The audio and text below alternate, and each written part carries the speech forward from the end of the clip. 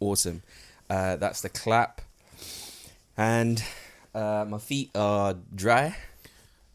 You gonna put some socks on? No, man. Are you gonna put them in the camera? 3, Don't put 2, them in the camera. 1. Hello and welcome to Respect the Mic podcast. We're back again for episode 3. Here's my toes. Lamb said don't put them in. I've got dry toes. They're butters, isn't it? No one wants to see that, man. It's not cool. Let me just readjust this so I can get a bit comfortable. But yeah, anyway, we're back. Episode number 3 of Respect the Mic. Woof! Lamb, you are popping. Alright, go. Obviously, I'm Michael Lamb. I'm Michael Trung. Michael Trung. Yeah. Why are you saying Michael Trung when I say Michael Trung? Because people are not going to associate Michael Trung with my voice. I just wanted to emphasize your name because I did mine twice, so I feel like you had to get yours twice as well. Yeah, and you may notice the microphones are upside down because I'm still learning. I have no clue what we are doing here. I have no clue. I'm learning on the go. I didn't even know they were upside down until you just mentioned it. I've positioned the mics like 3-4 different times to try and get this right. So far, I think you've done a stand-up job. It looks great. Thank you very much. Thank you out there. Hope you guys are enjoying. He does all the technical stuff, like putting everything together, setting up the machine, all the things. I literally just sit here and I just talk. Yep. And then he drives me home. Living a life. But yeah. He's a freaking prince, bro. He's getting treated like freaking Mulan. Except I didn't go to a war. Yeah. And I'm a guy. You just actually come back from Venice? Yeah, I did. I came back yesterday. How was that? The place was sick, man. Like, I highly recommend. It's romantic as hell. Oh, so Venice is beautiful. Is beautiful. It's a spot to take your ting. Beautiful. Like, literally every single road you walk on, pavement. Well, there's no cars, so it's all either pavements or canals. Oh snap! So every single you have to get around by boat. Yeah. There's a boat bus and a boat taxi, and that's the way to travel. Well, you can travel just by walking, but that's how they travel. Hey, well, we got Thames Clipper in North Greenwich, man. Not the same. That vibe. goes up and down River Thames. Not the same vibe, dude. They're just not as quick as well. They take ages. I can understand the people here though. Like I can't understand them in Venice. Do they speak English in Venice? Yeah, kind of. Yeah. Well, they know standard English. Like if you go to a restaurant, you can do it in English. Yeah. But mostly they'll just speak Italian. Okay. Yeah. I'm still readjusting microphone levels and whatnot, so yeah, don't mind me. But honestly, like literally every single alleyway or pavement you're walking on, something out of a painting, bruv. Like it's so nice. Every single street, it's crazy. And stunning. So why were you there? Well, seeing as you asked, I was out there celebrating 10-year anniversary. Bit personal, sorry.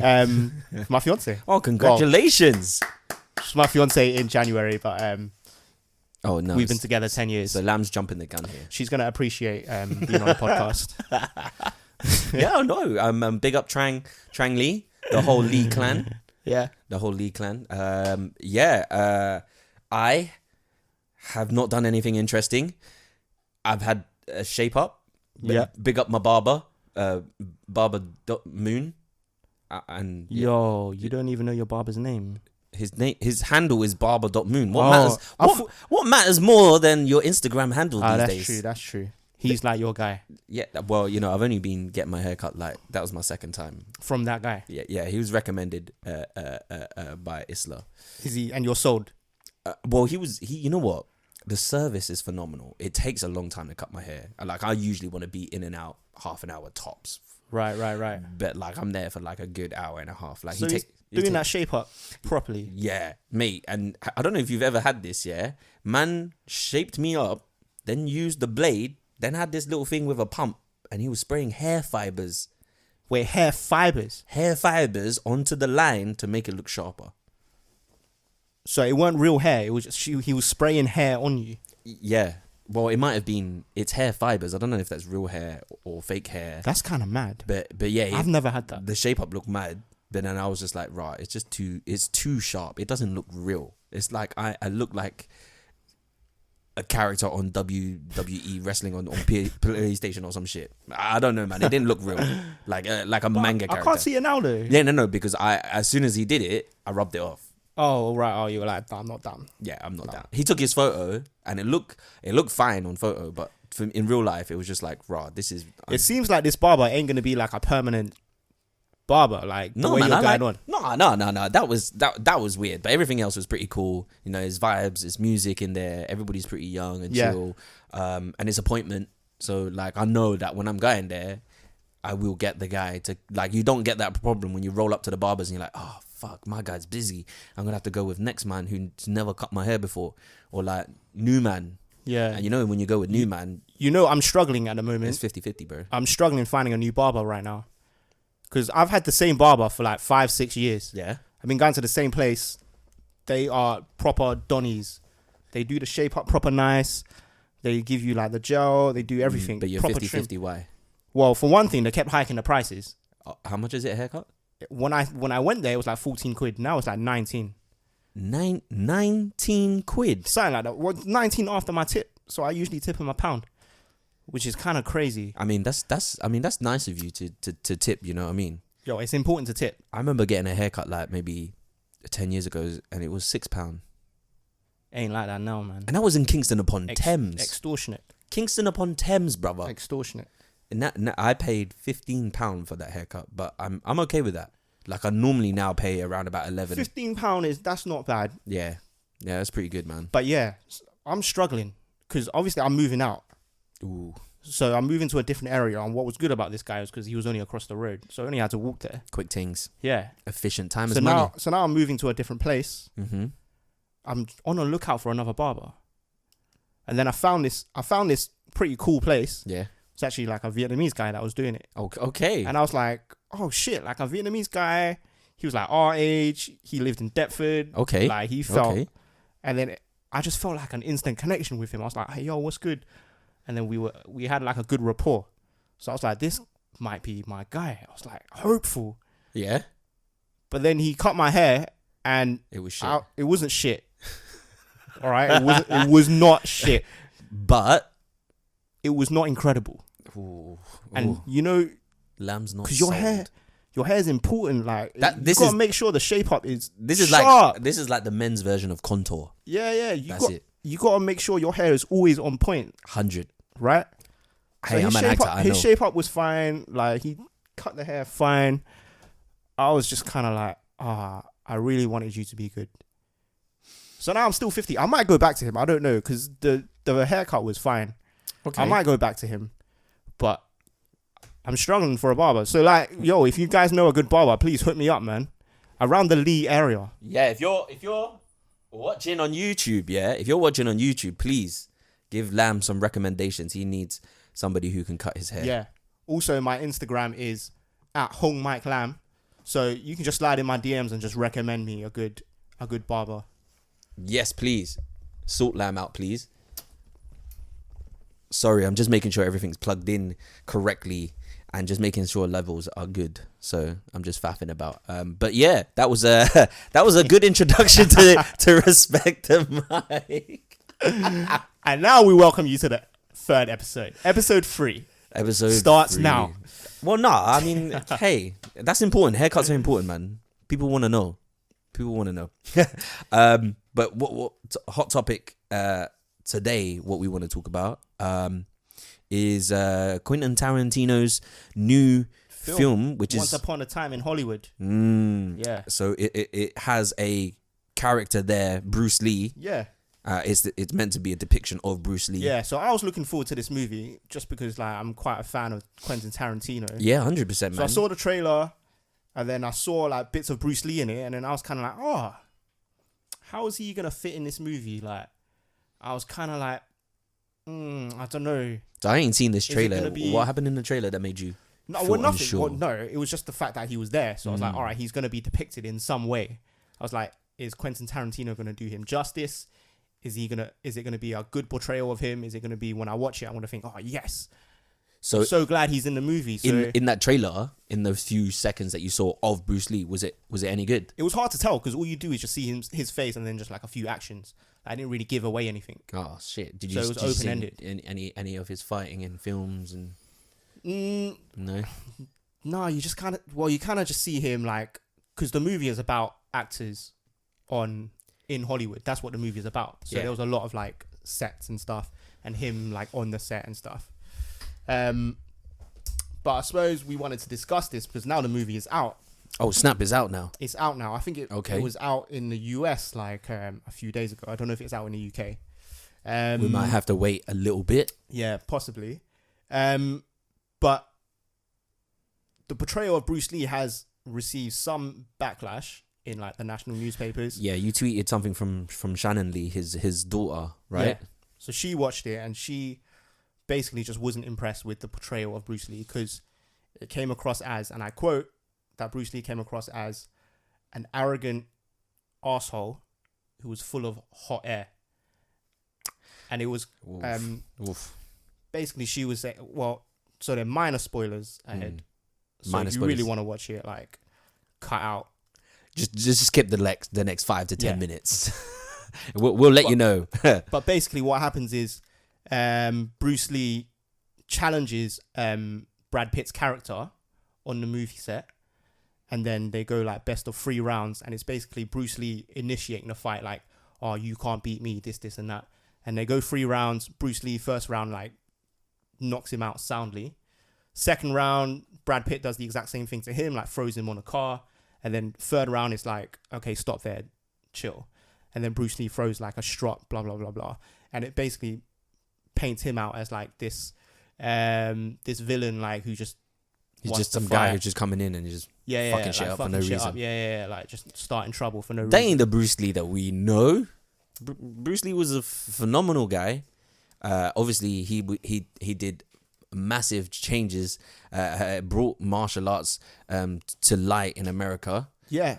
And then obviously as a movie star, I mean, anybody who was Oriental, I mean, we sure as hell looked up to him. And I know a whole bunch of people who are not Oriental who just love off Bruce Lee and the entire, legacy of films that he's left behind. He was basically like the first Oriental guy to really have that crossover appeal. That weren't just Oriental, like Orientals that enjoyed watching him. It was basically like across the sphere. Right. Do you know what I mean? Like everyone was like, man, this guy is doing bits that we've never seen before on TV or in movies, and he changed the whole game. He changed the entire game. The whole game. Like before, like action movies, it was like cowboy stuff. Yeah. Like yeehaw. Yeah. Pow pow. We'll meet at mid noon, or like just simple swings. That kind of. He brought like martial arts onto the big screen. And he was quick, and those movements were fast. It was changing stage fighting. Anything in film, like it was phenomenal. Yeah. So to have, so when I read that tweet and I had a little read of it, I was quite upset as well that the main point that made me feel kind of like rah, Quentin Tarantino. How did he do that to Bruce Lee? Like how would he ruin his legacy? Like why would he do that? For his daughter to be in the theater and have to sit through everybody laughing at her father. Well, bearing in mind we both haven't seen the movie, so we're basically it's hearsay for now. Yeah, hearsay. We're just basing this off of what Shannon Lee said. But for Bruce Lee's own daughter to be saying that, I mean, it's got to have some weight. Yeah, I mean, it's not going to be hard to please Shannon. Like you just got to paint her dad in the light that he was. He was an amazing fighter. He had great theories.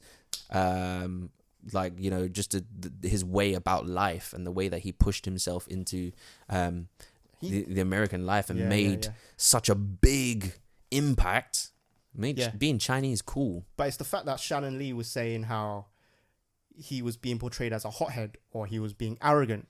But that was so opposite of what Bruce Lee was, because he had this reputation as being like the strongest man. Like no one could beat him on a one-to-one fight, because he was so good at martial arts. So you can imagine every single guy or girl coming on set just wanting to fight him. But he would always be like, no, I'm not fighting you. Like, I don't want to do this. So if anything, he had to refrain from doing what is being portrayed in the movie. And it's like him coming across as arrogant. That's not really the Bruce Lee that's well publicized, because as an Oriental actor trying to break America, he probably had to work 3-4 times as hard just to get to where he is. Especially during those times. Exactly. He was an American, but he had to go to Hong Kong first to make his career. Don't forget that. He had to work hard for like 10-15 years making movies there before he was even recognized in Hollywood. Do you know what I mean? So it was disappointing to hear and to read, but like I said, I have to watch the movie first. Yeah, I'll still give it a watch. Yeah. I wanna see what they've done, and then maybe we'll come back and we'll just be like, for fuck's sake. Yeah. Hey, oh, fuck, I I wasted my time. Or we could be like, shit, Shannon was moving a bit mad. Yeah. We could be, hey, Shannon. Yeah. But we don't know yet. So talking about Bruce Lee, did you ever get any like Bruce Lee beatings from your mum, your dad when you were growing up? If my mum and dad beat me the way Bruce Lee can beat someone, yeah, I wouldn't be here right now. I'd be 6 foot deep in the ground, mate. No, you might still be here, but like disfigured. Yeah, like my jaw like this, permanently, like a broken nose. So growing up, you got beats. Well, you say the term beats. Okay. I wouldn't say I was ever necessarily like beat, like punched or like kicked. Mm-hmm. Do you know what I mean? But Specifics. yeah. Do you know, like my mum never like punched me in the face or something. That's like proper abuse. But if I did something naughty, like my mum was not afraid to have a selection of different items where she knew she could inflict pain on me, and she 100. was like, 100, man. Do you want the feather duster or do you want the belt? I let you choose. No, my mum always ranked it by, how bad I'd behaved. Yeah. Like, if it's a 1 out of 10, just a little slap like that. But, if we're moving up to 5 out of 10, she might break a branch off the tree at the back, strip that of leaves, whip me with that. But moving on, maybe 10 out of 10, like I've been a proper dickhead. What's a 10 out of 10? Should we get like the metal Hoover bar? Oof. The metal Hoover bar. Oof. And her line would be, "This hurts me more than it hurts you." No, mum. I'm telling you, that's not true. That was her line. It hurts me more than it hurts you, son. Yeah. But I imagine it probably did to some extent. He's like, oh, I'm beating you, but yeah, hey, I turned out all right. Yeah. Right? Because it was never like pain, like traumatic pain. Like when my mum beat me, yeah, or gave me beats, it was always like she'd use the feather duster, but she'd always hit me in like the fingers or like the toes. Yeah. So like things that would just like hurt, but it wouldn't cause like lasting damage. Like, fuck, I broke a rib, I need to go to A&E. Yeah, no. I mean? Do you know what? Actually, parents are pretty smart. Like my mum, yeah, I never went A&E for anything apart from, when I got run over by a car myself. Yeah. But I had the help from Andrew. Your cousin who pushed you. No, he didn't push me. He basically did. He was basically like, run into the room, Michael. Yeah, that's how it went down. That is actually how it went down. I'm only joking, Michael. Andrew, he forgives you. I forgive you, bro. It's made me who I am today. Plus those beatings from my mum. So I don't hate you either. No, but yeah, like she definitely, hit me as well, but never left like bruises or marks or, disfigured or left me like in fear of her. But I think, yeah, not permanently. Not like, you was always scared of your mum. No. But like in that moment. Oh, yeah. You're shitting yourself. Yeah. Like fuck, when I'm gonna get beat. Fuck. Like when your mum went into the garden and got that twig, like you knew what was going down. Anticipation, the anxiety I would be feeling. I was like, rah, this is worse than the actual beatings. But it's not as if you run. You don't run. Where are you gonna run, bro? Exactly. You kind of just sit there like. Where are you gonna go? You're gonna go on road. There's no food. No, there's no warmth. You can't. You just gotta stand there and take it. Just take it. But it makes a man out of you. It makes a man out of you. I think. Well, yeah, my little sister, she never really got beats. Yeah. Like the boys, defo. My little brother never got beats as well. I think because he was the youngest, and I think my parents softened up a bit. Yeah, do you know what? Over time, they did start to soften up. Man. Yeah, they soften up hard. Yeah. Like, it's always the eldest that gets it bad. Oh yeah, me and Richard, we had it bad. Like Richard definitely had it the worst. Yeah. But I think he was a little bit more naughty than I was. So it was deserved. Hey man, he was a right cunt at a lot of times, and no comment. And right, I couldn't, because I was a smaller lad. He was a bigger lad. Like if we ever fought, he would win.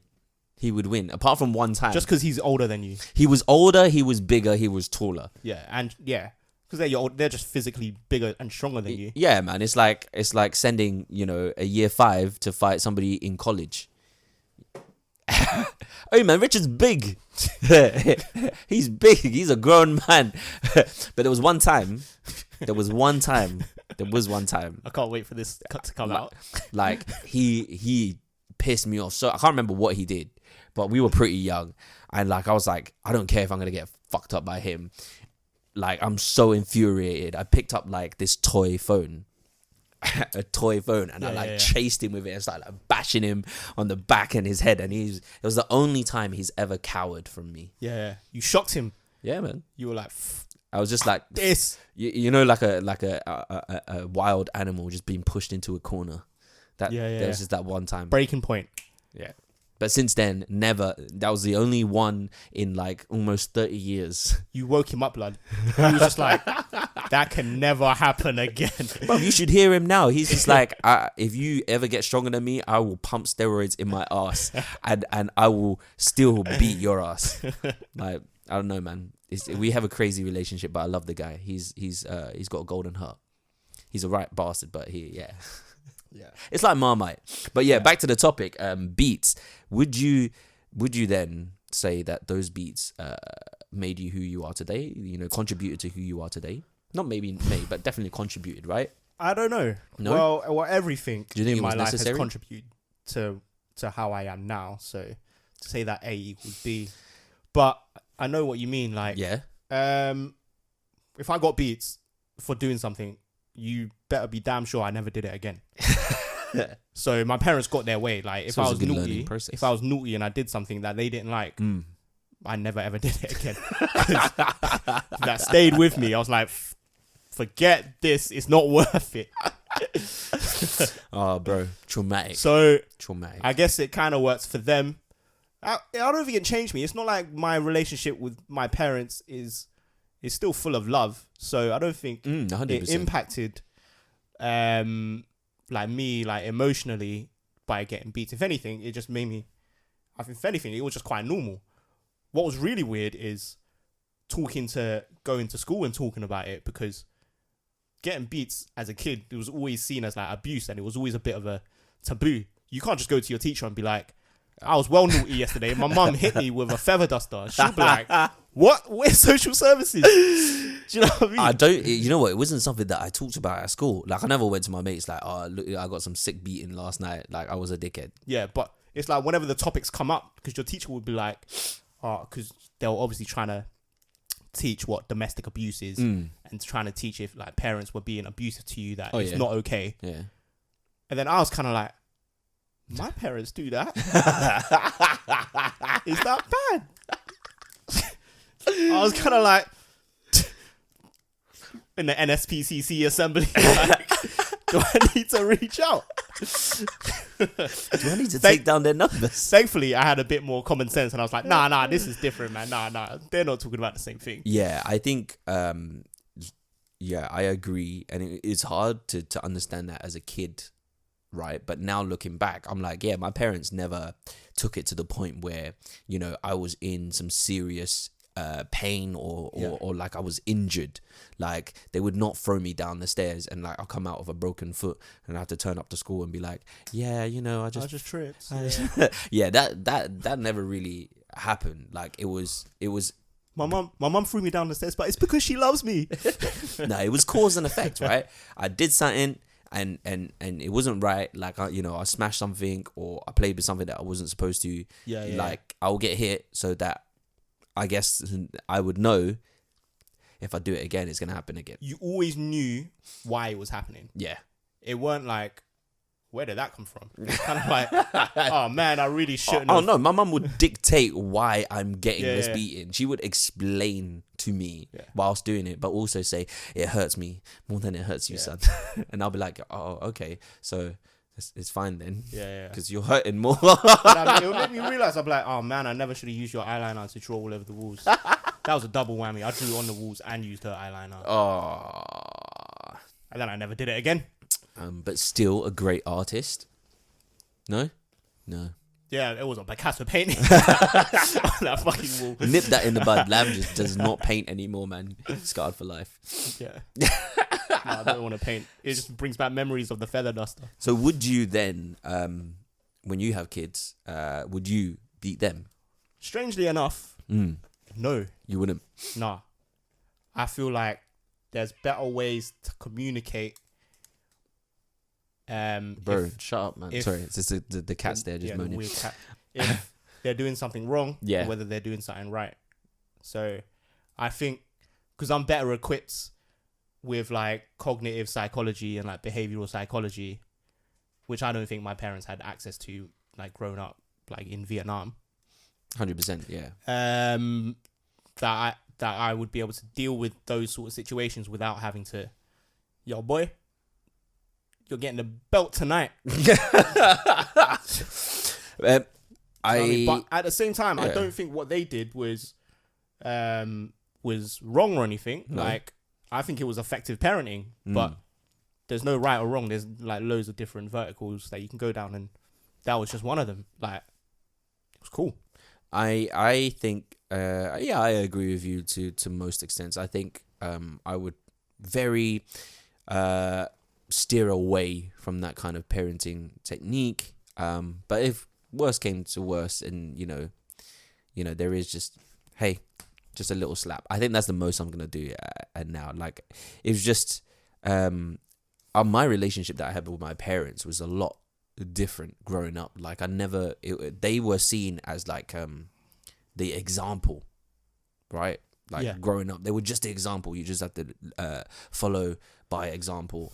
And I never really talked about anything, like my feelings or my experiences, or like, oh, this is happening at school with my parents. I didn't have that kind of relationship. Yeah, same. It was they were the carer. They were, because they had to work so bloody hard to make it possible to go to education, and you just didn't want to be a more of an extra burden to them and be like, well, it never occurred to me to talk to them about it, and they never asked me about it. So I guess it's just never. Yeah, I mean, most of the emotional talking and stuff, I would pretty much talk to my mates. Yeah. And other people like I might have resonated with. But yeah, I mean, that's where most of my like life lessons were kind of learnt from, which is my own experience. So yeah, I kind of want to so bringing it back, I just don't want that same experience to happen when I have kids. And I think that might happen if you're quite if I take my parents' approach to bringing up kids. I want to be able to be more approachable as a parent and be the cool parent and have that conversation with my kids. We're so whitewashed. Hey man, but I think it's good. I mean, hey, if my kid turns out like he's like a mad drug dealer, he's getting beats. Oh, for real, yeah, he's getting beats. Oh yeah, 100%. If I see my kid smoking a cigarette, I'll make him smoke 100 whilst doing push-ups. I'm like, fucking get down and do it full.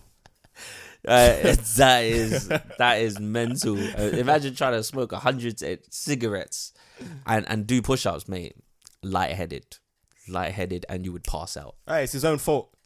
I'll just get the smelling salts, wake him back up, and I'm like 33. So maybe we can't trust what Lamb's saying right now. Maybe he is gonna still, slip back into the old way. Yo, if I, yeah, maybe, I don't know. We'll see how it goes. We'll see, man, because you never know in it, right? We never know until we're actually doing. Yeah. What was the worst beats you ever got? I think the worst beat I ever got was probably, I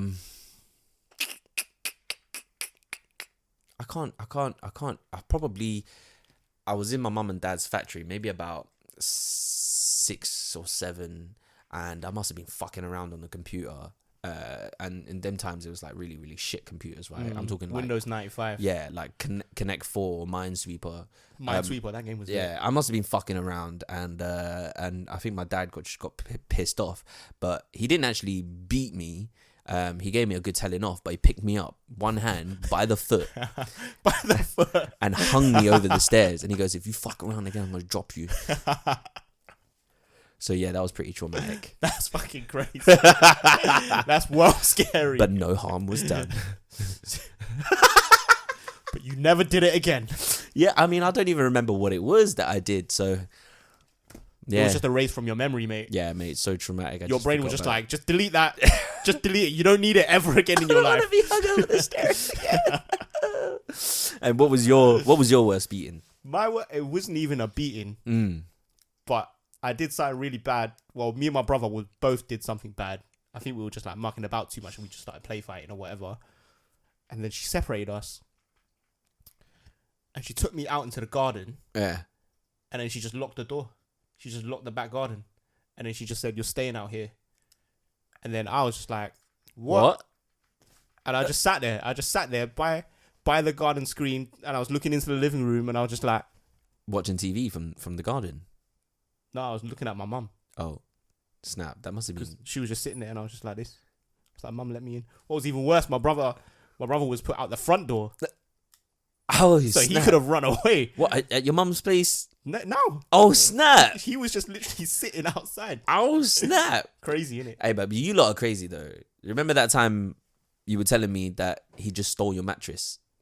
Yeah, he did steal my mattress. Yeah, Jimmy, you just came home and your older brother Jimmy just stole your mattress. But he weren't even trying to be malicious. He was just trying to be funny. That weren't because like I did something deep to him and he was like, "Do you know what's good payback?" He was just like, "This will be funny." And he just trolled me. It was like, I'll just take your mattress. "Yeah, it's in my room." I was like, "When am I gonna get it back?" He was like, "I don't know." I don't know what to do with that. You know what? Yeah, it was shocking. Yeah, I was just kind of like, he can't have it forever. I'm gonna be in his room eventually, and I was trying to plot how I take the mattress. I'm like, that thing's kind of heavy. Maybe I should ask my little brother for help. Yeah, but he got it up there. Yeah. Or down there. He got it down by himself. But I had to do it quickly. Oh, because he could be there to fight you back. And then it'll be like a tug of war. And there's only one winner in that. Because obviously he's bigger than me. See, this is the same problem that I was going through. Yeah, the siblings are just weird. I think me and Richard, right, we've had just the most craziest of fights. Is your cat all right? I'm just gonna ignore that. I think he just chundered on the window. Oh, that's gross. I think he just chundered on the window, mate. Do you know what? Hey guys, sorry, this is really weird. Hey, get out, go. Hey, fuck off. Come on, cat, get out of here. Yeah, go. That's it. You can't see it right now, but there's a black cat and he's just running through. You ruined the ting. So anyway, yeah, as I was saying, me and Richard, we have a love-hate relationship. So, and he's just beat me. I think he beat me more than my parents did. Because you guys were just getting to play fights. Well, that was like with no, my older brother they were as not well. play fight. I don't think me and Richard, we rarely play fighted. It was serious. Oh, it was just arguments and that just escalated. It was just him pummeling me. Yeah. Because he was like twice my weight, and then he was taller than me. Like he would just overpower me, throw me on the floor, and just like pummel into my chest. Man, my brother had no patience for me. Wow. There was one time we were watching TV. I remember this so vividly. I was just sitting down. I had a little table in my room. It was for kids. I was just sitting there. And I was just drawing something. And I was asking him a question. He was watching TV. And there was like a competition on. And he really wanted to hear the question. And I was just asking him questions. I was just like, Jimmy, what's this? Jimmy, what's that? Jimmy, what's this? And then he was just like, shut up. He didn't even say shut up. He just kicked my head. I'm laughing. But it was so traumatic. He just kicked my head. And then my head hit the table and I was just like, whoa, what just happened? What the fuck? There was no conversation. There weren't no, Michael, I'm trying to watch something. Could you be quiet, please? Maybe there was. Maybe I just wasn't listening. I mean, it's hard to recall. But I had a concussion from smacking the table.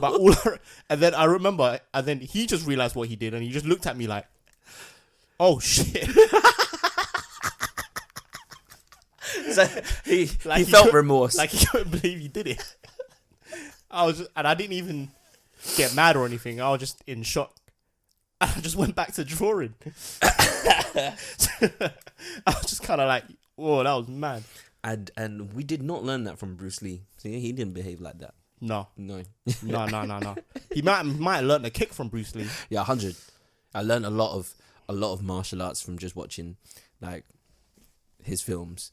Jackie Chan as well, Jet Li, Sammo Hung. They were all my idols. Like, you don't understand. Like, they were just wicked. Martial arts movies were my favorite type of movies. 100%. As a kid.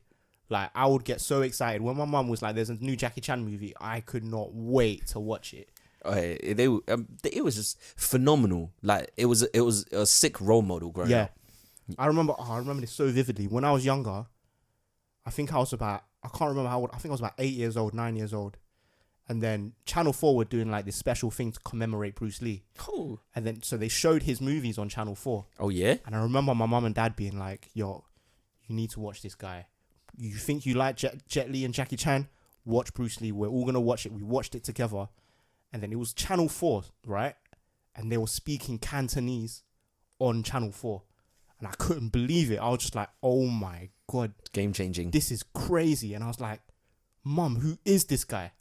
And she was like, "Bruce Lee, remember him?" And I was like, watching that movie, I was like, "Oh my God, this guy is such a Donnie." Such a sickhead. He was a Donnie. And that's the kind of feeling we hope that the generations after us can have when they think about Bruce Lee. Yeah. Like, he did so much because it was for Chinese people. Because it weren't Orientals. Yeah, because it weren't just like with Jet Li before he broke America. We just watched his Chinese movies, his Hong Kong movies, and it was the same with Jackie Chan. Like, I watched his Chinese movies first before like watching Rush Hour. Yeah. But it was the fact that Channel 4, like, an English broadcaster, was making such a big deal about this Chinese guy. And I was like, raw. Like, he must be a big deal if, like, not just Chinese people know about him, but everyone is paying him his dues. 100. Everyone was paying his dues. Was paying him his dues. I was like, this guy's incredible. I can only hope to be that amazing. Yo, bro, if you're like a third as big as Bruce Lee, you've done fucking well. Yeah, and probably more at maybe 100,000 of Bruce Lee at most. Yeah. Right now, that will change. That will change. You're still young, bro. Yeah, 100. Still got time. I just had my 29th birthday. Happy birthday to me. Happy birthday. Cheers for coming along. Yeah, we did a surprise birthday for you, innit? Yeah. I mean, I was semi-surprised. I knew something was going on. Yeah. Because I heard the gig was up. I'm like Inspector Gadget, bruv. Yeah. Like, Vincent's a terrible distraction. Yeah. You know, they used Vincent to try and distract me. Well, I knew that plan was going downhill when Vincent was the guy to distract you. I remember on the WhatsApp chat, I was just like, so he's gonna know then. Yeah. He's gonna get given away. Yeah, pretty much. I mean, like, when I was coming off the bus, like, he was just getting phone calls left, right, and center, and I was just like, that is a bit weird. And the way they were talking, and then all of a sudden he goes, "Yeah, so I want to go Siwoo." And I was just like, okay, so yeah, something's going up. And then Gary turns up and Norman. So, but I mean, I was still semi-surprised because I was just like, oh, okay. So, even though you know something's up. Yeah, because you just never really know. But I was just really more happy that, everybody got together and they all wanted to put such a big effort for... Hey, to be fair, I just came down to do a podcast. This motherfucker. And then I saw everyone here. I was like, what's going on? Fuck you. Fuck you. But and then he went off to Venice. So, what a thank you, man. I'm living my best life. He is. partying up and then heading off to Venice. Coming back here to do a podcast. Yeah, before we even started the podcast, man was just spewing Italian, and I didn't know. I just found out that Venice was a place in Italy. I thought it was its own country. Yo, you didn't have to tell the public that. Yeah, but you know, the truth decided hurts. to. The truth hurts me. Yeah, I don't know why I told you guys. All in all, we have gone 40 minutes now. I think we can tie up with one little topic here. I wanted to ask you, right? I don't know if you do this. I don't know if it's like a Chinese thing, but like when I get home, say like from going outside, maybe to work, or maybe going to, sit on the bus and go somewhere. When I come home, I would change my clothes into something which I call home clothes. So, and I have going out clothes. Yeah. Not like an outfit to go out. I mean, just like when I get home, I need to change because I just don't want the germs from the outside.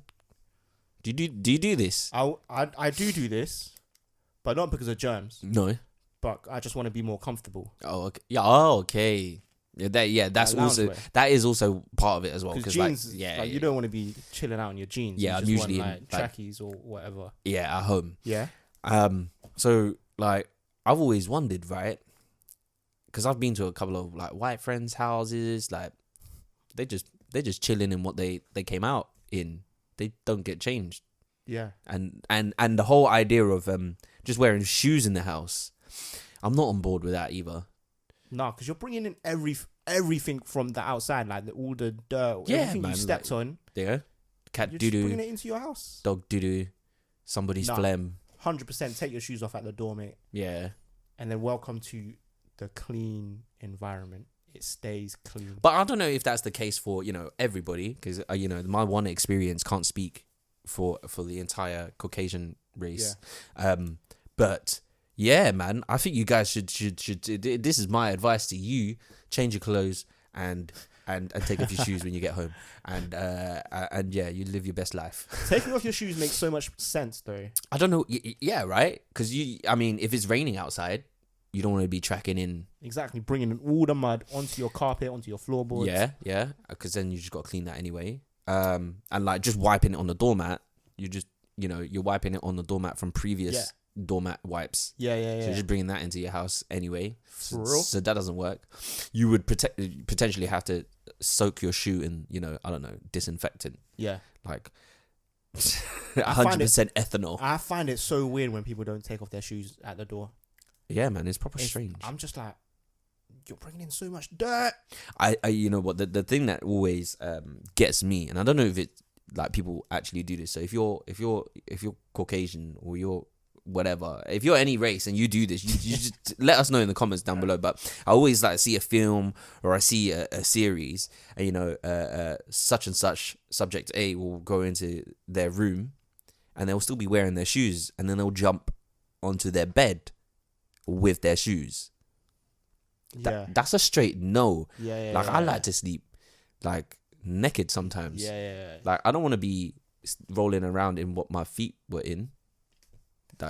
I feel you. It's weird. So yeah, it's man. Proper weird. Hygiene. That's hygiene 101 for you guys. Let us know if you do that, and if you do that, why, you dirty motherfucker? Keep your house clean. Take your shoes off at the front door. Yeah, that's key. And then just have some. If you really don't want to walk around in your socks. Slippers. Have some slippers. Like sliders. Sliders. Everybody's wearing sliders these days. Exactly. Just have home sliders. Just have home sliders, and then you can have your outside sliders as well. But the rule for those sliders is that you can't wear those sliders, now that you're wearing it at home, you can't now go and wear them outside and then use them as home as well. Like, when Vincent did this the other day, he was wearing my home sliders and he took it into the garden. I was just like... What are you doing? Bro. Fuck you. You just contaminated that. Yeah, they're contaminated. It's too late. Fuck you, Vincent. I feel you. Fuck you. I hope if you're listening, Vincent, fuck you.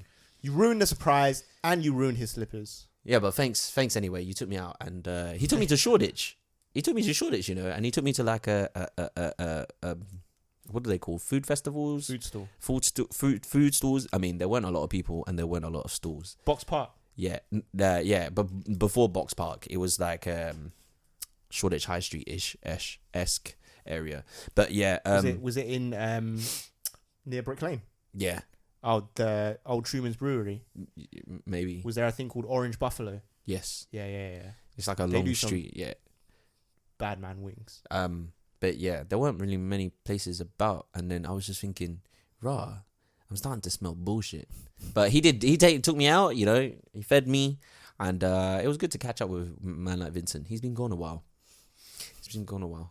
Been gone ages. Yeah, but this, never mind. Anyway, yes, take your shoes off when you come in the house. Have your own home clothes and have outside clothes. We are so far unimpressed with Once Upon a Time and the depiction of Bruce Lee, but we're yet to see it, so we might change that. And what else? We did get beats when we were kids. It ain't all that bad. You grow up fine. Yeah. We're not disfigured, and we were never hospitalized for being beat like that. I mean, I just want to put that out there. I love my mum. I still kiss her and hug her now. Like I'm a mummy's boy. And finally, I think we talked about something else. What was it? The clothes thing. No, yeah, the clothes. I can't even remember now. I mean, about your barber. Yeah. And the fact that I haven't found a barber yet. You should try mine out, man. Transitioning. I don't know, actually. It might be a bit too mad for you, because like when I rolled up once, like to the. Actually, let me not talk about this, because I think that's pretty much X-rated. That's pretty much the end of the podcast. We'll try and go a little bit longer next time, and we try and get a guest on. Yeah, I think. But yeah, that's all for Respect the Mic. This is Michael Trong signing out. I'm Michael Lamb signing out. Thanks for listening, mother bitch.